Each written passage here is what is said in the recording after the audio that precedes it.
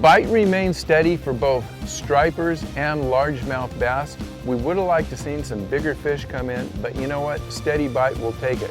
So before we get into the report, let's take a look at a few of the pics that came in from the subscribers, and then we'll get right into the report.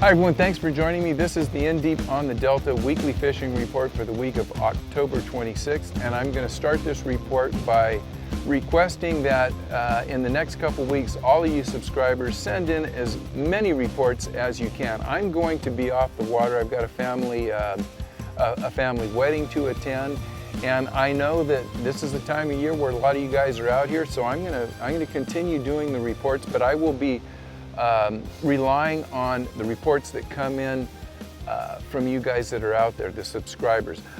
So if you have been sending in reports, thanks so much. You guys that do it weekly, year-round, I really appreciate that. If you've never sent in a report, this is the week. In the next couple weeks is the week to start. Send them to S. Cooper, that's SCOOPER 9561032 at Gmail. You can send your pictures and a report.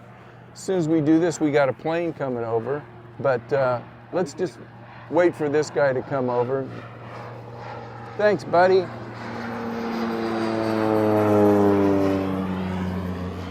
It could be the paparazzi. They're coming in. They want to watch this thing too. So anyhow, that guy, hopefully he's gone and won't come back. So send in your reports.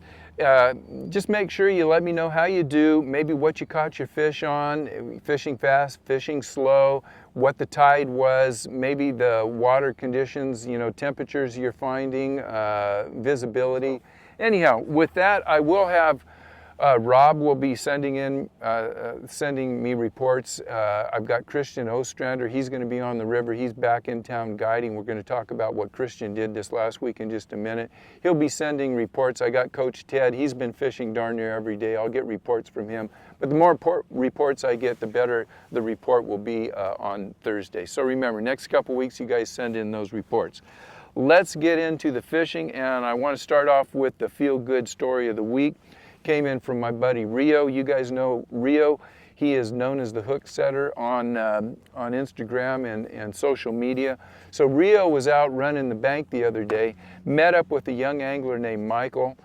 Michael is a young angler. He's just starting his bass fishing career, and Rio was able to take him aside, help him out with some rods and you know, setups and some baits. And I got a picture of Michael. He picked up his PB. So that is the feel-good story of the week.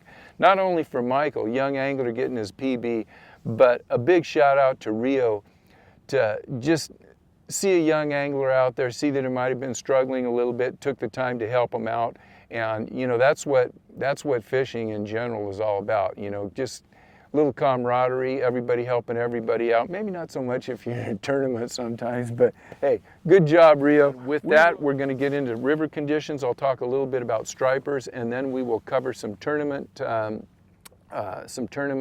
results that came in, and we'll cover everything you need to know. River conditions out here haven't changed a whole lot. We did get a lot of activity on the water last weekend, so with all the wave action, if you're in shallow water, some of the back sloughs and stuff, or if you were around places that people were skiing, looking at about 1 to 2 feet of viz out around the channel. We're talking about 4, 5, 6 feet of visibility.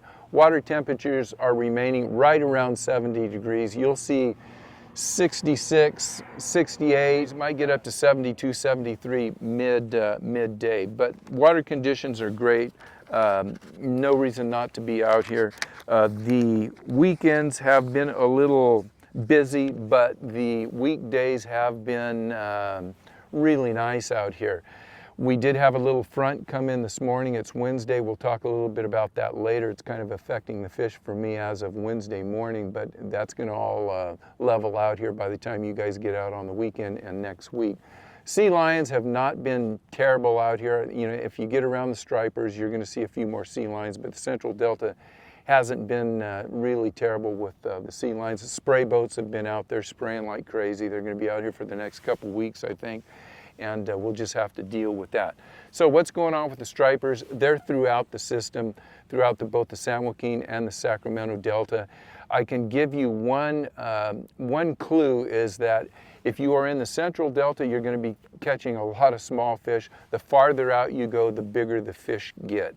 I got a good report from Chris Starkey, who had been fishing down around Tracy Oasis, and Ted and I made a venture down there. We did kind of a multi-species day, and we had some pretty good luck fishing Old River, Middle River, out around Clifton Court, Forebay. We got into a couple schools of stripers. They weren't huge, but we got fish up to about 23, maybe 24 inches. And it's just fun fishing. We had there was a blend of undersized fish that came in, but we caught some keepers and just fun fish on bass gear. Now, for you guys that are targeting bigger fish, you want to get out probably towards Liberty, towards Pittsburgh out there. I talked to Jeff Suhu. Jeff is really excited, and that's Jeff Suhu from Suhu Sport Fishing. By the way, Jeff will be guiding on the weekends if you're looking for a striper trip.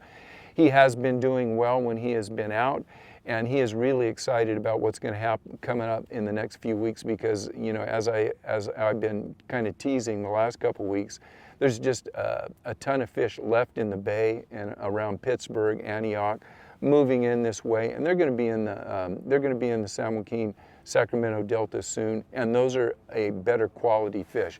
They're getting good fish trolling up and down the Sacramento and up there. So keep that in mind. Anyhow, let's talk about the 3 or 4 bass tournaments that were out here this weekend, and that's going to give you an idea of what the fishing has been like. Number one, my friend Mark Johansson from the Riverbank Club gave me a report, and the Riverbank Club was down on the Delta. Mark happened to win that tournament. They had about 20 anglers. Mark won that with 14 pounds. His big fish, 14 and some change. He had a 4.2 kicker. Mark caught those fish, the bulk of them, on crankbaits, and they were in crawdad color. That was the Riverbank bass anglers. The Delta Bass Club was out doing their thing, had a team tournament, about 15 boats, and President Ron Van Arsdale won that. Ron had 17.4 to win. I think both of those were on Saturday. The NorCal Bass Club, they had a tournament on both Saturday and Sunday. We're going to make this real easy. 2 separate tournaments. They had like a, I don't know if it was a Delta region one day and a Mother Lode region the next day, but 2 separate tournaments.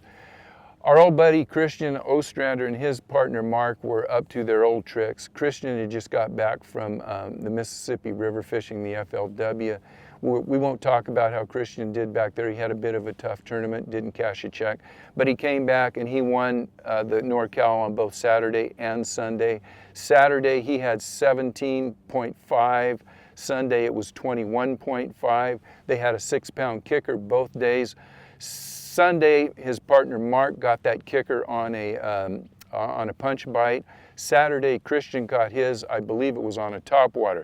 So what Christian was saying is most of their fish came on topwater baits, whether it was ploppers, buzz baits, walking baits. Topwaters were producing the big fish. When that topwater bite wasn't happening, he was punching. So take that into consideration. If you want the bigger fish, stay with topwater, stay with punching. One more thing, the Gamakatsu big fish tournament was here last week, and that's a big tournament. They usually have 100, 150 boats. I don't know how many boats were in it. Big shout out to Tony Vaughn. For you guys that don't know Tony, Tony's been around for a while, one of the excellent sticks out here on the Delta. and one of the excellent personalities, just a great guy. The whole family, the Vaughn family, you guys got to get to know him if you don't know him. He fished that Mike Vaughn Memorial Tournament next week, or next year, and you'll get to meet Tony and all his family. Tony had a fish of over 8 pounds. That won the tournament. Not an extremely big fish for, you know, a 2-day tournament, and it's just a single fish every hour wins the big fish prize. There was an 8-pounder, Rob Cloutier from the Bass Hole, the guys that you guys usually see sitting on a seat behind the counter there. Rob gets out every now and then, in case you didn't know that. He got second place in the tournament. He had a 7-pound fish. Rob also won the big drawing after all the big fish of the hour get into a drawing. Rob won that, so congratulations to both Tony and Rob. But here is the deal. I'm going to read the number of fish that came in and cashed checks per hour, and I'll give you the weights. There was 1 fish over 8 pounds. There was 1 fish over 7 pounds. No fish in the 6-pound range. 3 fish in the 5-pound range. 4 fish, and all of these fish we're talking about cash checks. There were 6 fish that were 4 pounds or better. Here's where it gets interesting. 3-pound plus fish, there were 27, and 2 to 3 pound fish, there were 19. So, you know, 27, 19, how much is that? That's 46 fish under 4 pounds cashed a check in that, in that tournament. So, you know, the fish weren't big. I heard that everybody was catching fish. It was just tough to get the bigger fish. But anyhow, what we're seeing is there's a good supply of those high 2s to mid 3s, just 3.5 to 4 pound fish, a good supply of those. The fishing remained pretty consistent. As of Wednesday, I'm out here on the water with my son Nathan, and we had a cold front come in Wednesday morning. The temperature has dropped about 15 degrees. The wind's blowing out here about 15 to 20, 25, and it just put a stop on the fishing. We fished for about 2 hours. We caught maybe 10 or 12 fish. 2 or 3 of them were in that, 2.5 pound class. The bite just dropped off, and it was because of the cold front, I'm sure. We caught fish on, a couple fish on bubble walkers.